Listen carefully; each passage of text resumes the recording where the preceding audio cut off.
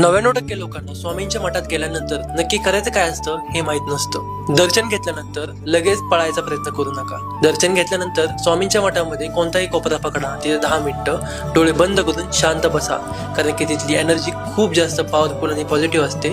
ती ऍटलीस्ट 10 मिनिटे तुम्ही तुमच्या बॉडीला शोषून घेऊ द्या। स्वामींच्या पादुकांकडे, स्वामींकडे या स्वामींच्या डोळ्यामध्ये तुम्ही एकटक लावून बघत बसा आणि तुमच्या मनामध्ये जी भावना आहे, जे तुम्हाला स्वामींना सांगायचे, ते तुम्ही स्वामींना मनातल्या मनात सांगून टाका। मनातले विचार त्यांच्यापर्यंत पोहोचवण्याचा हा सर्वोत्तम मार्ग आहे। मठात गेल्यानंतर फक्त पाया पडून मागे येऊ नका, तिथला आसपासचा परिसर स्वच्छ ठेवण्याचा प्रयत्न करा। स्वच्छताच ही स्वामींची खरी सेवा आहे। स्वामी मला हे द्या, स्वामी मला ते द्या असं म्हणण्यापेक्षा स्वामींना तुम्ही एवढंच बोला, स्वामी माझ्यासाठी जे योग्य आहे ते तुम्ही द्या। तुमच्या विचारापेक्षा जास्त स्वामी तुम्हाला नक्की देतील। मठातून बाहेर निघताना स्वामींकडे बघा आणि स्वामींना मनातल्या मनात बोला की स्वामी, मला आज तुम्ही दर्शनासाठी बोलावले, याचा मी मनापासून आभार मानतो।